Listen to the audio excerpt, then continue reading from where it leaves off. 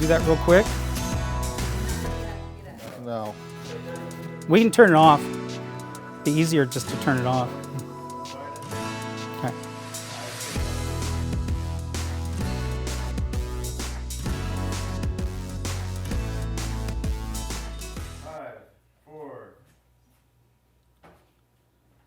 Hello and welcome to Rogue Artisans and Crafters, two-time winner of the Southern Oregon Television Awards for Best Arts and Culture Show. I'm your host, Glamour Dave Nienow. We welcome you, our viewer, to our season of 2019 shows where we feature local artists and craftspeople here in Southern Oregon. And we talk to our featured artists about how they came to their art, what drives them as artists, find out stories behind their art process, and how their work as artists influences their lives. Today, we explore the art of industrial design as a medium and have the privilege of featuring local industrial designer John Garloff. I discovered John through his wife when we met at an event at the River Valley Country Club. John's wife presented me a brochure of John's custom lamps and discussed his work as an industrial designer. I was impressed with the unique styling and artistic design of his lamps, and considering that nearly everything in existence that we all interact with in our lives has to have been designed by someone before the product is created, I thought this would be a great opportunity to discuss the role of industrial design as an art medium and its role in all our lives, even when we don't realize its importance and role. And so today, I'm pleased to talk to John about his life as an artist and the work that he pursues today with his industrial design and the custom lamps that he creates. And so we welcome John to the show. Thanks, David. Appreciate it. It's good to be here. Yeah. So John, the first question I always ask each of my guest artists is, how long have you been working as a professional artist, and what brought you into doing the work that you do with your lamp creations? Well, I started this journey back in '09, and it was, as I was in between, I had folded my cards on another business that I operated for several years, and so I was in a transitional stage in my life, and so doing an evaluation and what my talents were, and then somehow this idea just popped into my head, and I decided that I was going to give it a shot. Yeah. Well, it's what were you doing before you started doing these lamp designs? I had a brush clearing business that I operated for 15 years. And so there was a lot of fabricating that needed to be done to keep the equipment operable. Right, okay. And so that was part of my inventory that I was taking with myself, that, what did I like doing, what I didn't like. Mm-hmm. And so I enjoyed the fabricating. I enjoyed working with the metal and keeping everything and making it better, making it work better. And so that seemed like a good path for me to continue on. Right. And so, I don't like, it seems like I'm surrounded by disposable stuff. Mm-hmm. Everything's throwaway these days. Yeah, it's all just made to where you just, you get it, you keep it for a short period of time, and then you throw it away. Yeah. And that's not what I care for, and that's not, what I would like to have surrounding, myself. And so I designed or started designing these pieces with real integrity. I like working with the steel. I like machining. And it's an ongoing process. My first designs, I would never go back to. It was an idea that I had at that time. Yeah. And so I have a lot of one-of-a-kind pieces, and I wouldn't return to that because I'm moving forward, and I'm looking for something in particular that I'm not quite sure what that is yet. Mm-hmm. But it's an ongoing process, and by creating something, it gives me more a better idea of where I want to go. Yeah. With my designs. Well, it sounds like you're very much on an evolutionary, evolving process. That's right. In terms of your design style, the focus on quality and durability. Seems to come across in what you're trying to do. Correct. And And I look at, I was struck by when I got your brochure from your wife that, there's like a little bit of an Art Deco element in influence in some of your designing. That's right. And so is that something that's very deliberate in that, you kind of like, gravitate towards Art Deco styling in general and kind of adapt to what you're doing? Yes and no. So in several of these pieces that are here, you're correct in that because I wound up getting fascinated by incorporating engine parts that were discarded, and just in the dump. And so a lot of the pulleys, they have, so the pulley itself already initiated that Art Deco theme, and so I liked that. And so I went ahead and continued to go with it. And so I have several pieces. And probably down the road, even when I'm on a new series now that I've embarked on, but I'll continue to go back and go back into that, having some of that Art Deco style in there. I think part of, for me, I like to bridge time. And so I'd like to take something from that has a look of the past and make it current. Yeah. So there's a blend. There's a fusion that I'm looking to achieve with my designs. And somebody earlier was asking me about, what's my focus? Is it the light, how the light illuminates from the piece, or is it the piece itself? And it's everything, the aesthetics are everything, but I also concern myself with the way the piece illuminates. Of course, some are more decorative. Yeah. And others actually are more, they really perform a function more so than in the decorative sense. Yeah. Well, Art Deco as an art theme comes out from like the 1920s. But it continues to have through the decades. It always seems to have find a certain level of relevance for other artists. Sure. And it's such a unique styling that that even when artists take on and adapt that into new interpretations, that element still sits there, and you're basically in essence are creating an art piece that has a classical relevance. So no matter what time, whether it's now or 20 years from now, there's going to be right. The piece will always have its place. That's true. And that makes for a really cool form of art interpretation, and that allows an artist to really create something that stands the test of time. Mm-hmm. That's true. Right. That's exactly right. There will always be an audience for that look, and I think for artists, being able to always create a piece that stands the test of time and holds its relevance for the art audience of now and the future is something that I think all artists kind of want to achieve. Yeah, absolutely. I agree 100%.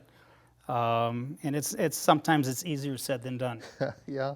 So well, the creative process definitely has its mysterious aspects, right? I mean, you don't, what gets you inspired, where the ideas come from.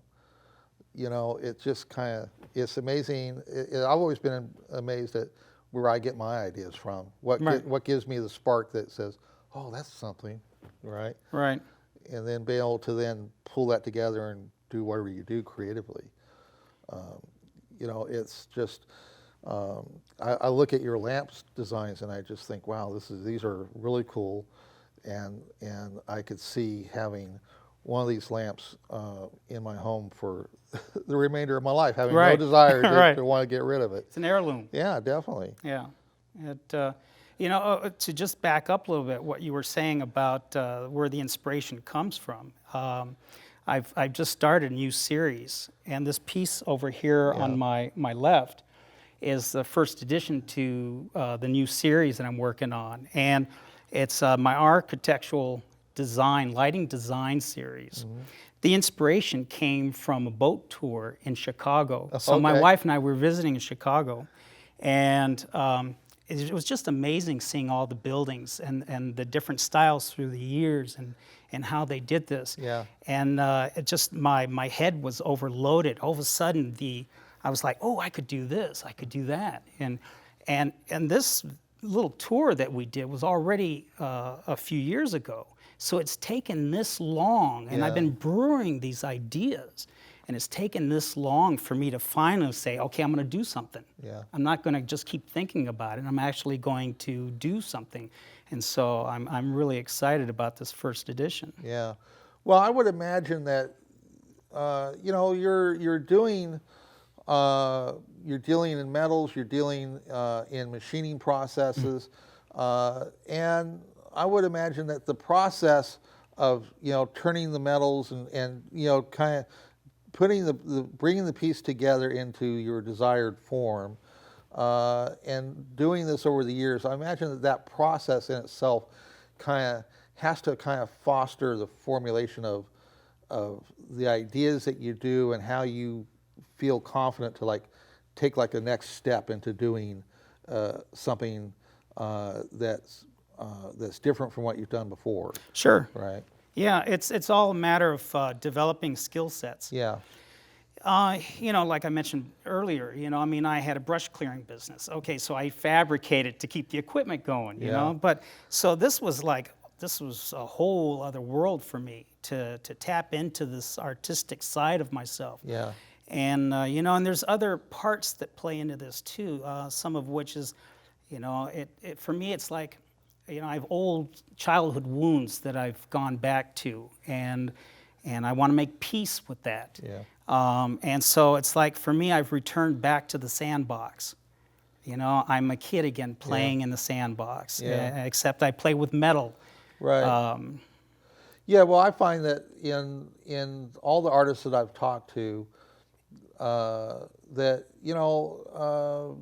we all deal with whatever issues we have to deal with in our life, but artists consistently find a means of using their artistic drive to kind of express themselves in whatever issues that they're dealing with, and so their art can be reflective of past issues, current issues, but it's a strong element of everyone's creativity and the ideas that stem from that.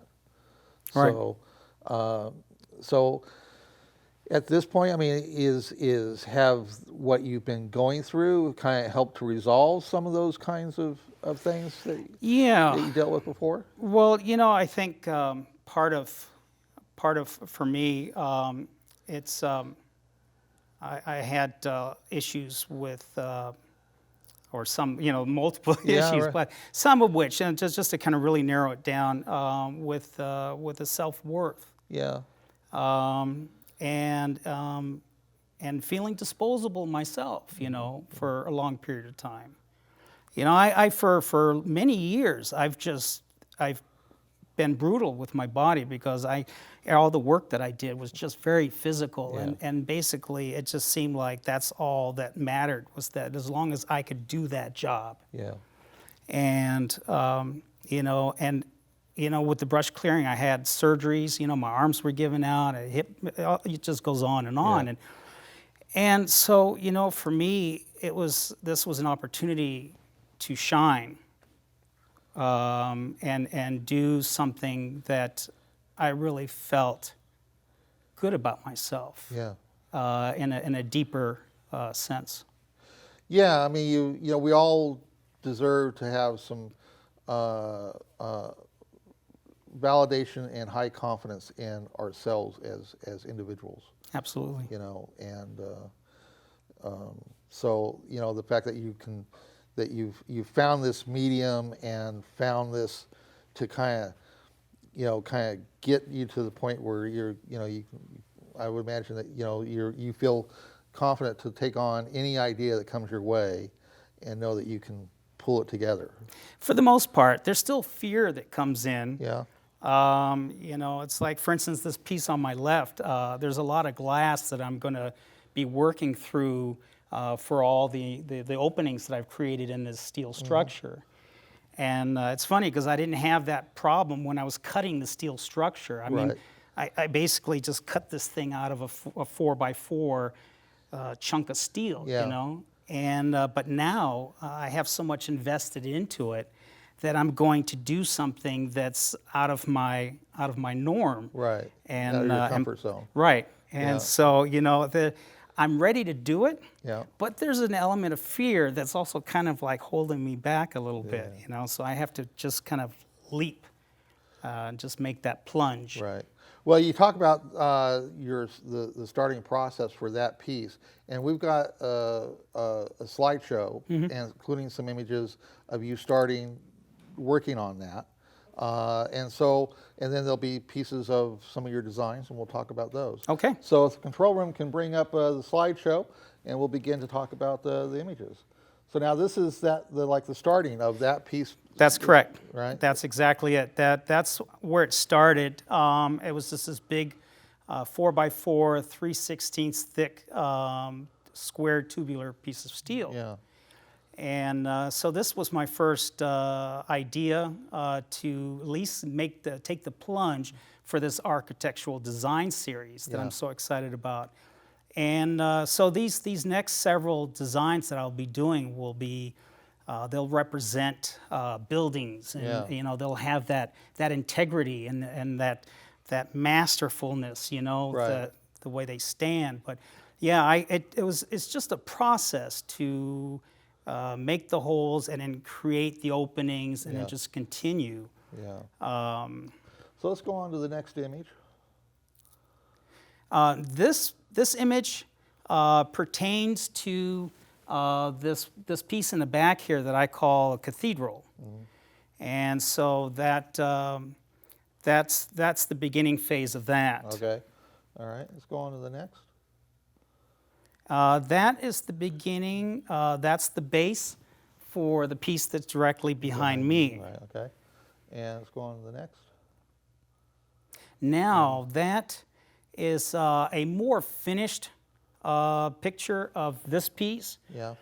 So when I design something, a lot of times what will happen is I have to go back and forth. You know, in phases I have to do an assembly because there's other pieces that I have to make sure, and I have to get everything to where it is exactly the way I want it. Yeah. And then I have to disassemble and then move into another phase. You know, so that's where I'm at now. You don't see all of the brass that's up in all these openings here. Which is where all the wiring actually is going to travel through the brass. Right. It'll be a unique piece once it's cool. it's done. Cool. All right, so let's go on to the next. That's the one that's on your right. Yeah. That's the Admiral. Okay. And then let's go on to the next. Now that's like a close-up of the top of. And the Admiral is a good example of what you were talking about with the Art Deco. Yeah. You know, it does have a very Art Deco style to it. Yeah. Let's go on to the next. And that's like the base portion Correct. of that. Yeah. Okay. And let's go on to the next.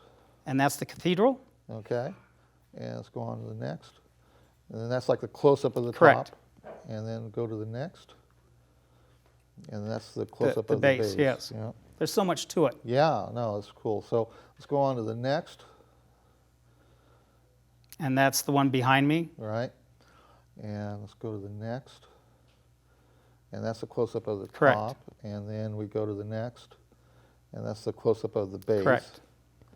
And then go to the next. That's a piece that's not here, but I designed this one for, we have a bed and breakfast. All right. And so I needed lamps upstairs for the king bed. Yeah, okay. So I made a pair of these. Yeah, okay. I'm really glad how All they right. turned out. And let's go to the next. And that's the wedding cake. Yeah, now. That's the white one that's behind you. That Yeah. was a lot of fun too, but a struggle at times. Yeah, well, it looks like a really fun piece, but I could look at that and say, there has to be some complexity to putting that together. Oh my God. Yeah, I had So- to walk away from it a few times. Yeah. Yeah. Yeah.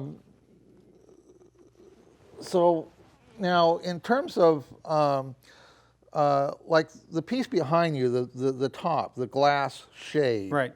Now, are you dealing with the glass yourself and doing that, or are you working with another glass artisan when you need that kind of work done? I don't blow glass, so I don't do that. But I'm going to be working more with glass on my own, Okay. but not in this form. So this particular glass came from another glass artist, and so I was in their shop, and they're local in Ashland.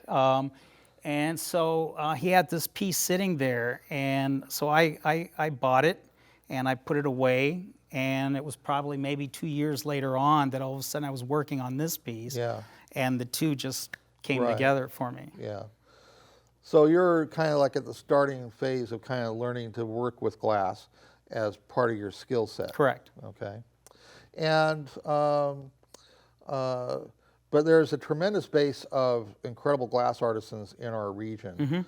So are you like going to consider collaborations with certain artists if you get certain ideas maybe down the road? Absolutely. Yeah. But right now with this architectural design series, it's more industrial, even the Yeah. glass. And so basically what will happen is there'll be more cutting. Well, it's just involved to really get into a long explanation because it'll be long. Yeah, right, yeah. But yes, anytime I have an idea, if I think that there's another local artist and I can collaborate with them, I'd love to just do as much locally as possible. Yeah. Now, in general, like what's the time element involved in producing a given lamp design, like the piece behind you, for example? Or... Oh, I couldn't give you those specifics right now, but it's time consuming. And sometimes what happens too is that I'll have the beginning of a design, but I won't have the complete design. And so sometimes I'll start it, I'll get into it to a certain portion of it, and then I'll have to step back. And I'll have to ponder it a little bit. Kind of wait for more inspiration. Right. To kind of kick And in. sometimes what will happen is I'll start another design. Yeah. So I might have 2 or 3 different pieces going, and then that'll give me a chance. And sometimes an inspiration will come from one, and I can carry it over to another. Yeah. Now, in general, what's the price range for your lamp designs? They're spendy, Yeah. So they range. I would say the lower end. I have a piece at home that's $1,600, and then they go up to a few $1,000s. Yeah. Well, it's certainly justified for the quality, the uniqueness of your artistic designs, and the durability of them, and everything that you're putting into them. I mean, they're just. You're doing an industrial form of art design, but it's evident from the outset that there's a great deal of quality, and there's a great deal of heart to be seen. Thank you. In that quality of what comes across, and I just find your lamps quite remarkable. Thank you.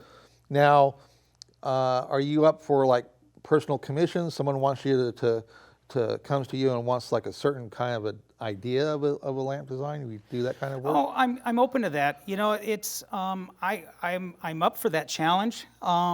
It can be difficult. Because what happens is there's a collaboration. And so, of course, I have my thought process. Yeah. And sometimes it works well with the customer. Yeah. And sometimes it doesn't. That's right, yeah. And so, I'll do my best, but if it doesn't seem like it's going to work out, then, I'll have to bow out. Yeah, right, yeah. Well, now, if people want to contact you, how do they get a hold of you? Well, I have a website, jgarloffdesign.com, and I can be reached. All of my information's on the website. I also have Facebook page, John's Artistic Lighting within the Facebook. I also have another page, J. Garloff Design. And so And you also have an Etsy store. I do have an Etsy store, and I'm not sure how much longer I'm going to manage that. Yeah. The Etsy was it's a transitional phase for me. Yeah. And on the Etsy, there's also jewelry, and so the jewelry was just a filler. although I enjoy doing a lot of that. Yeah. But I see myself being more absorbed Right. and only having so much time Yeah. that the lighting's going to be the focal point. Yeah. Well, John, I very much appreciate your coming on to talk about your work. It's a unique thing that you're doing, and I very much always appreciate being able to showcase unique mediums on the show. And so I thank you very much for Thanks, coming David. on. Appreciate it. All righty. Well, Road Valley, we've reached the end of our show, Rogue Artisans and Crafters, and we thank you at home for joining us and learning about our featured artist, John Garloff. We wish to thank John Garloff for agreeing to come onto the show to discuss his life as an artist. And so I'm your host, David Glamour Dave Nienow, and we will see you next time, Road Valley. Thank you for watching Rogue Artisans and Crafters. You can watch the show on Tuesday evenings at 8 p.m. and Thursday evenings at 11:30 p.m. on Channel 15 in Ashland and via charter cable on Channel 182. You can watch the show on demand at rvtv.sou.edu by searching for Rogue Artisans and Crafters. You can follow our show on Facebook by visiting and liking our show page. Just search for Rogue Artisans and Crafters. You can follow David Glamour Dave Nienow on Facebook, Instagram, Twitter, and YouTube. Just search for Glamour Dave. If you like this show and wish to support David Glamour Dave Nienow and his show productions, you can visit his Patreon page at patreon.com/glamourdave to become a patron supporter. We want to thank our crew who have made it possible to put this program together, and to thank RVTV for their wonderful studio facility that allows us to produce shows such as this one. If you'd like to become a studio producer and create your own public access show, you can contact RVTV to learn how by calling 541-552-6898.